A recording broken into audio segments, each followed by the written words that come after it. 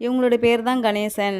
இவங்களுக்கு விவசாய நிலன்ட்டு, சொத்து சுகன்ட்டு, காடுன்ட்டு நல்லா பூர்வீக சொத்தோட நல்லா ஒரு வசதியோட ஃபேமிலியா தான் வாழ்ந்துட்டு இருக்கிறதாவும் சொல்லியிருக்காங்க.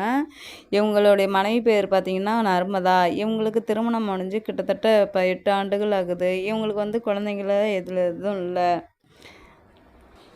இது வந்து என்னதான் பணம், காசு, செல்வாக்கா வாழ்ந்தாலும், இது வந்து நமக்கு வந்து ஒரு பெரிய குறையாவே தான் இவங்களுக்கு இருந்துட்டுருக்கும். நர்மதாவுக்கு வந்து குழந்த பாக்கியம் இல்லைன்னு சொல்லிட்டு தான் எல்லாருமே நினச்சிருப்பாங்க. ஆனால் அப்படி இல்ல.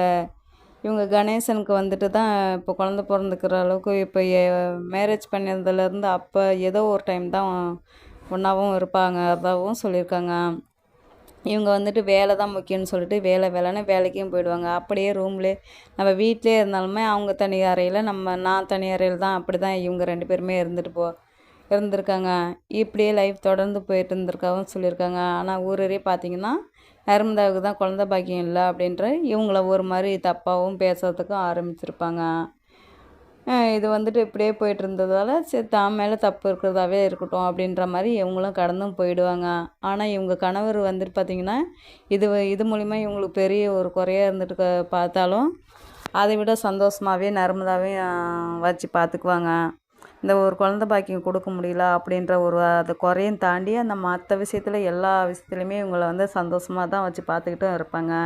இவங்க வந்து நல்லா ஒரு பணக்கார ஃபேமிலியாக தான் வாழ்ந்துட்டு இருக்கிறதால இவங்க அண்ணாவுக்கும் வந்து ஃபாரின் போகிறதுக்கும் ஏற்பாடு பண்ணி நல்லபடியாக அவரும் வெளியில் ஃபாரின் போயிட்டு நல்லபடியாகவும் சம்பாரித்து அவங்க அம்மாவோட வீட்டையும் நல்லாவே ஒரு செட்டில்டு ஃபேமிலியாகவும் ஆகிட்டு நல்லாவே ஒரு பாதுகாப்பாகவும் வச்சுருந்தாங்க. அண்ணா ஃபேமிலியை நல்லாவே பார்த்துட்டு இருந்தாங்க.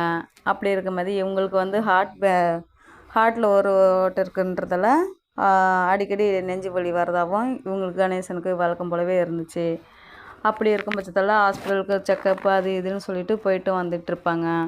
இது வந்து இப்படியே தொடர்ந்து இருக்க போக இவங்க தனியாக வீட்லேயும் வேலை செய்ய முடியுன்ட்டு வீட்டுக்கு ஒரு ஆளும் வைக்கிறாங்க. அதில் மோகன் சொல்லிட்டு வீட்டு வேலைக்கும் ஒரு ஆள் வைக்கிறாங்க. இவங்க ஆஃபீஸ் வேலையும் பார்த்துக்கிட்டு இவங்க சொந்த பிஸ்னஸையும் பார்த்துக்கிட்டு வீட்டு வேலைக்குன்னு போய் இருக்கட்டும் அப்படின்ட்டு இவங்க கூடவே இருந்து வேலை பார்த்துட்ருக்காங்க. இந்த மோகன் வந்துட்டு அவங்களுக்கு வந்துட்டு பார்த்திங்கன்னா அப்பா அம்மா யாருமே கிடையாது. இவன் ஒரு பையன் மட்டும்தான் அப்படின்றதால இவன் தனியாக தான் ஒரு வேலை கேட்டும் இவங்க கணேசனை தேடி வருவாங்க. வேலை இருந்தால் கொடுங்க அப்படின்னு சொல்லிட்டு கேட்டு வரும். கணேசனை வேலை கொடுத்துட்டு தான் கூடவே வச்சுருந்து பார்த்துட்ருக்காங்க. இவங்க கேரக்டரும் கணேசனை பார்த்துமே ரொம்பவும் பிடிச்சி போய் இவங்க கேரக்டர் அளவுலேயும் நல்லாவே இருந்திருக்காங்க. மோகனுக்கு பார்த்திங்கன்னா கிட்டத்தட்ட ஒரு 30 வயசு இருக்கும்.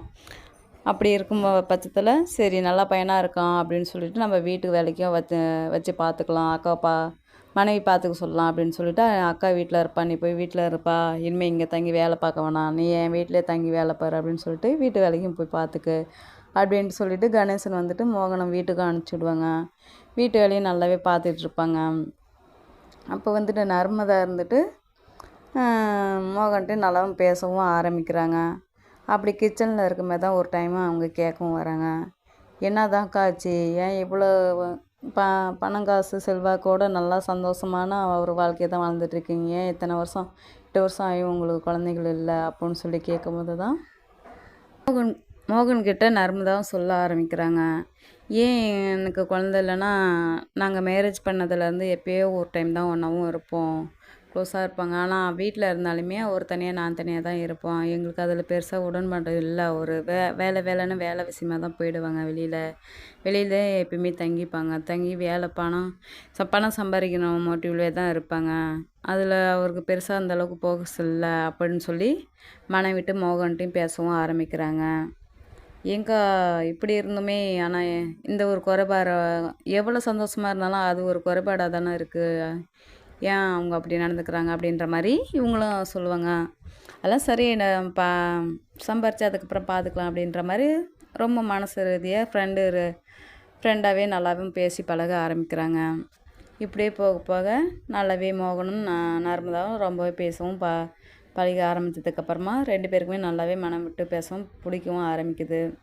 மோகனுக்கு நர்மதாவை பிடிக்க ஆரம்பிக்குது, நர்மதாவுக்கு மோகனையும் பிடிக்க ஆரம்பிக்குது.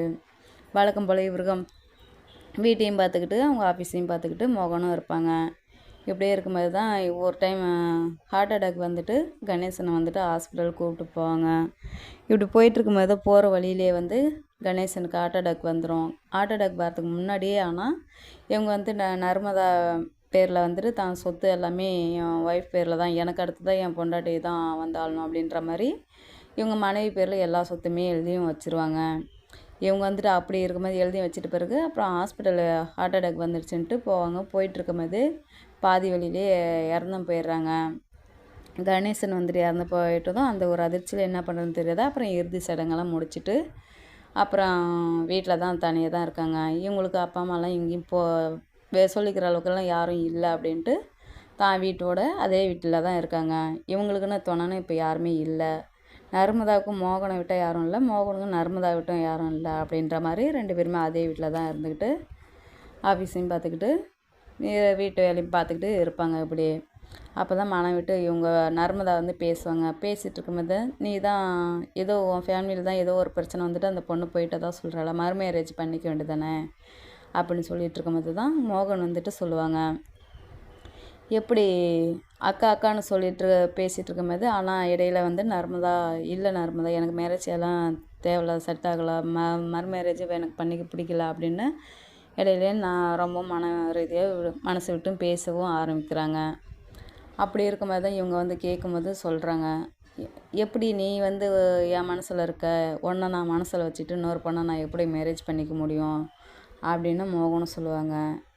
அதுக்கு வந்துட்டு இவங்க நர்மதாவும் இருந்துட்டு க்ரீன் சிக்னல் காமிச்சு இவங்களுக்கும் அந்த ஆசைகளை வந்து நிறைவேற்றிக்கும் ஆரம்பிப்பாங்க.